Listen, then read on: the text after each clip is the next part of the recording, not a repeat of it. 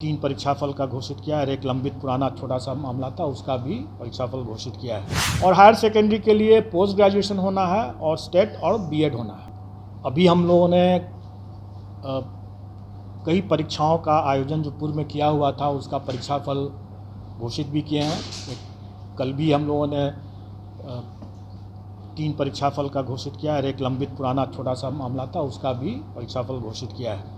आगे आने वाले समय में भी हम लोग अब बहुत जल्दी जो हमारे लंबित हैं सीडीपीओ के, डीपीआरओ के, प्रोजेक्ट मैनेजर के और पंचायती राज ऑडिटर का, इन सबों का परीक्षाफल भी हम लोग अगले माह तक निश्चित रूप से घोषित कर देंगे।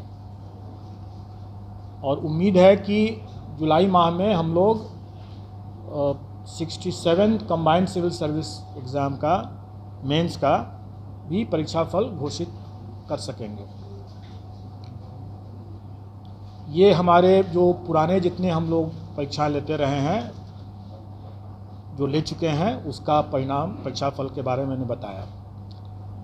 अब एक नया टास्क मिला है बीपीएससी को सरकार के द्वारा। आप सब लोग अवगत हैं, वो अध्यापक नियुक्ति के लिए अनुशंसा भेजने के लिए। इसका हम लोगों ने पाठ्यक्रम और परीक्षा के संरचना के बारे में अपने वेबसाइट पर प्रदर्शित कर दिया है। और मैं समझता हूँ कि इसको लेकर के कुछ संशय आप लोगों के भी मन में होगा और अभ्यर्थियों के भी मन में होगा। और मैं चाहूँगा कि आप लोग भी प्रश्न पूछें और उनके बाद अगर कोई संशय है तो मैं कोशिश करूँगा कि उसको दूर करूँ।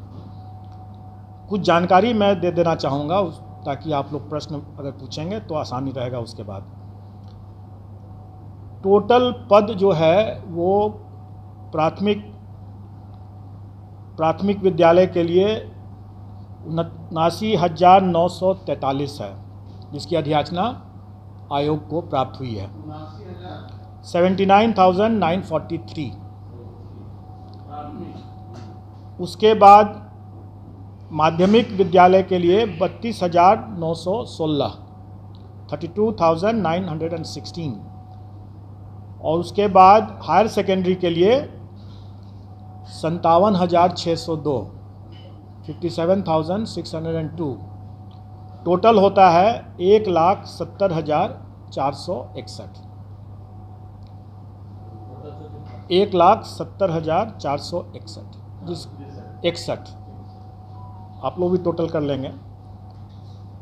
अब इसमें जो अहर्ताएँ हैं वो सरकार के नियमावली में दिया हुआ है, और जहाँ जहाँ वो मिसिंग होगा वो सरकार के निर्देश पर और सरकार के साथ आयोग की बैठक, संयुक्त बैठक में जो निर्णय लिया जाएगा उसके अनुरूप वो होगा।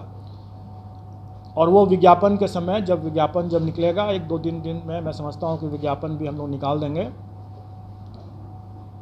वैसे मैं बता दूँ मोटा मोटी तौर पर कि प्राथमिक विद्यालय के लिए जो न्यूनतम अर्हताएँ होंगी वो inter pass plus CTET plus diploma in elementary education या बीएड अगर किया हो तो वो होना चाहिए। माध्यमिक विद्यालय के लिए graduation plus state STET plus BEd. और हायर सेकेंडरी के लिए पोस्ट ग्रेजुएशन होना है और स्टेट और बीएड होना है। डिग्री मतलब graduation plus state plus BEd. और इसमें जो नियमावली के हिसाब से ही जो लोग वर्ष 2012 के पूर्व के जो होंगे, जो नियोजित हैं, उनके लिए टीटी मतलब टीचर्स एलिजिबिलिटी टेस्ट से वो उनको एग्जेम्पशन है। हाँ, तो ये हुआ। उसके अलावा फिर एज रिलैक्सेशन भी है उन लोगों के लिए। वो सारा चीज़ नियमावली में पहले से दिया हुआ है, तो वही चीज़ विज्ञापन में हम लोग रिपीट कर देंगे। अब जो हम लोगों ने जो पाठ्यक्रम निकाला और जो उसके लाइट में लोगों को जो जिज्ञासा या संशय है थोड़ा मैं उसको दूर कर। ये लोग प्रश्न पूछ रहे हैं कि परीक्षा एक ही दिन में होगा, एक दिन से अधिक में होगा, तो हम लोग आवेदन जो मांगेंगे वो इन सभी पदों के लिए एक साथ मांगेंगे, एक ही आवेदन होगा।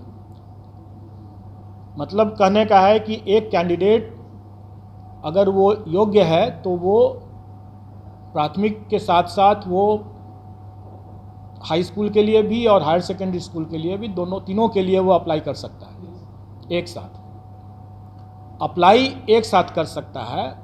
और जब हम अप्लाई करने की जब हम उसको सुविधा देंगे, क्योंकि उसका हक भी है, अगर वो योग्य है तो तीनों में अप्लाई कर सकता है, तो स्वाभाविक है कि हम उसको तीनों के लिए परीक्षा में उत्तीर्ण होने के लिए भी हम उसी हिसाब से परीक्षा की तिथि को रखेंगे, ताकि अगर वो योग्य कैंडिडेट है तो वो तीनों परीक्षा में अलग अलग तिथि पर वो भाग ले सकता है। अब हम आते हैं पाठ्यक्रम के बारे में। पाठ्यक्रम या और परीक्षा की जो संरचना है वो हम लोगों ने इस तरीके से डिसाइड किया है कि एक पेपर जो होगा वो क्वालिफाइंग नेचर का है और वो भाषा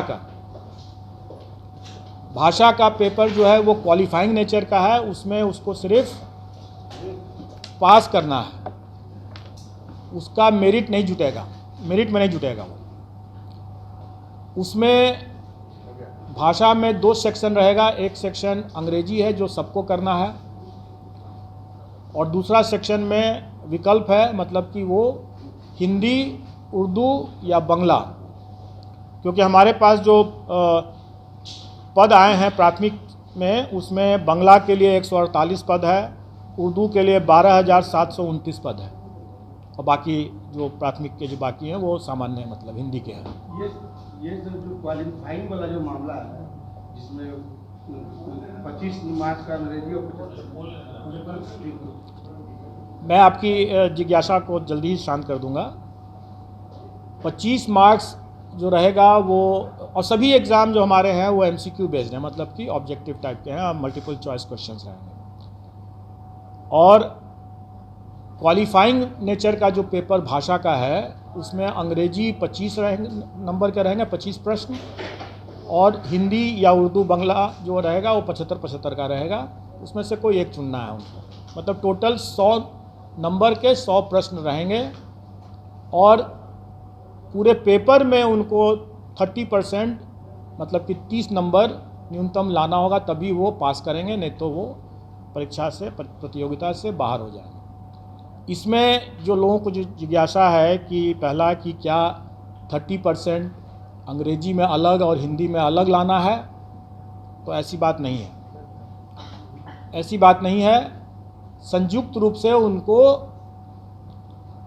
30% लाना है, मतलब 30 नंबर लाना है।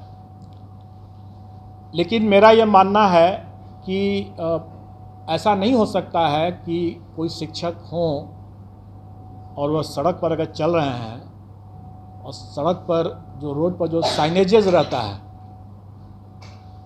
वो अंग्रेजी में भी रहता है, तो उसको न पढ़ सकें,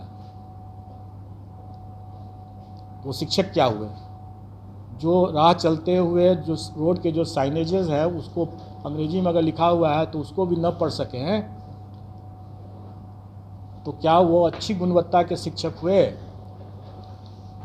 इसलिए हम लोग प्रश्न के स्तर को हम लोग इस तरह से रखने का कोशिश करेंगे कि हम उनको,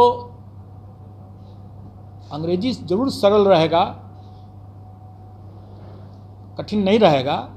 हम मानते हैं कि यहाँ पर हिंदी भाषी प्रदेश है तो अंग्रेजी का प्रश्न कठिन नहीं रहेगा, लेकिन इसका ये मतलब हुआ कि हिंदी का भी प्रश्न सरल नहीं होगा, क्योंकि अगर हिंदी का प्रश्न भी सरल हुआ और अंग्रेजी का प्रश्न भी सरल हुआ तो सब हिंदी ही देख करके निकल जाएंगे। इसलिए थोड़ा हम लोग भी दिमाग लगाएंगे, और मैं चाहूँगा कि अभ्यर्थी भी थोड़ा तो अंग्रेजी भी पढ़ ही लें, ताकि वो शून्य ना हो अंग्रेजी उनका, क्योंकि शून्य से अगर फिर आगे नहीं बढ़ पाएंगे, राह चलता वो साइनेज भी नहीं पढ़ पाएंगे।